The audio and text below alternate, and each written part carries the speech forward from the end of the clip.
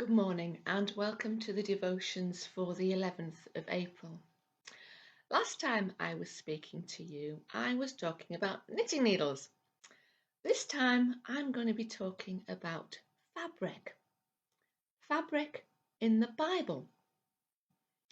Now in the Old Testament we read of them making the tabernacle and the amounts of fabric that we used there, the types of fabric, the types of embroidery that were to go onto the material as well.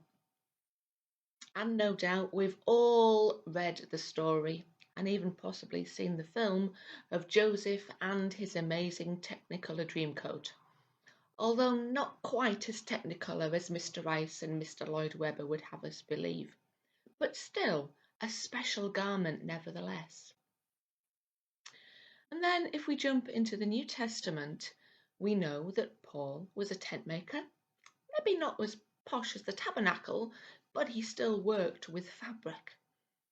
We also know that Lydia was a purveyor of purple cloth. And right at the beginning of the Gospels, Mary laid Jesus in a manger, wrapped in swaddling bands. They were probably torn from other items of clothing that had seen better days, but these swaddling bands would probably be the best bits of the fabric that was left. Definitely a case of upcycling. But as we are in Holy Week, fabric is mentioned a lot, and we might not think about it very much. Yesterday was Palm Sunday, when we read of Jesus' entry on a donkey into Jerusalem. And what are the crowds doing? Well, apart from cheering, they are throwing their cloaks on the floor as a special carpet, just as we have the red carpet for royalty. But that was quite sacrificial for them, as unlike us, that outer garment that they threw on the floor was very possibly the only outer garment they owned. And I've often wondered over the years, did they actually go back and pick them up after it was all over, dust them down, give them a wash, and use them again? Then as the week continues, we hear of Jesus' arrest. He is stripped of his clothes, and then a purple cloak is placed around his shoulders to signify him being a king, although, of course, in mockery. Then on Good Friday, he's stripped yet again, and this purple cloak, well, they were going to tear it into bits, but they realised that actually it was worth more in one piece, so the soldiers drew lots to win it. Not quite certain whether it would be worth an awful lot, as it was no doubt caked in Jesus' blood too.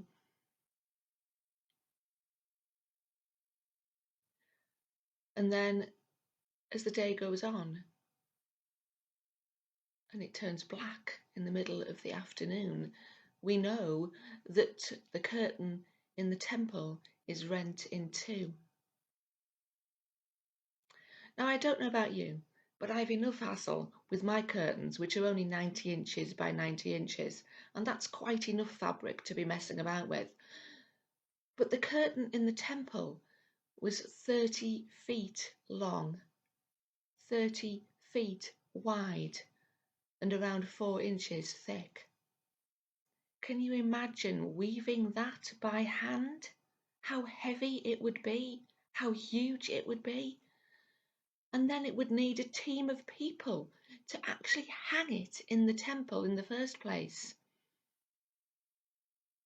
And then for it to be rent in two was certainly not something that could happen by human hands.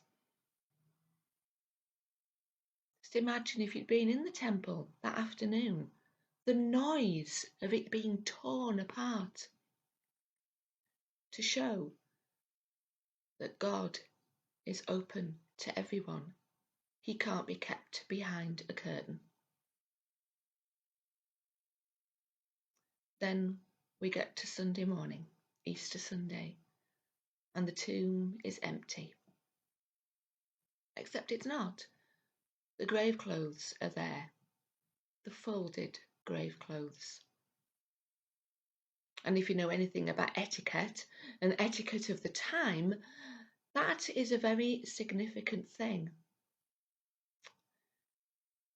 It was usual, if the master of the house was eating, the servants would be in the background, just waiting, ready to tidy up as soon as he had finished. Now, if the master screwed up his napkin and put it on the table and left, that was a sign to them that they could come and clear the table. But if the master folded his napkin neatly and left it beside his plate, that was a sign to say, I'm not finished, I'm coming back. And that's how the grave clothes were found. The napkin was folded. Jesus was telling us he wasn't finished. Which is strange, because on the Friday, the last thing he'd said hanging on the cross was, it's finished. But we get a different message on the Sunday morning. No, it's not finished. I'm coming back. And we are still waiting for him to come back. It's amazing how a simple piece of material can tell such a big message to us. There's probably other instances of fabric in the Bible too. Maybe you could go and have a look and see where they are. But fabric can tell us an awful lot.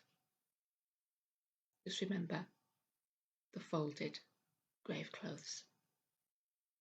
God bless and enjoy the rest of your day.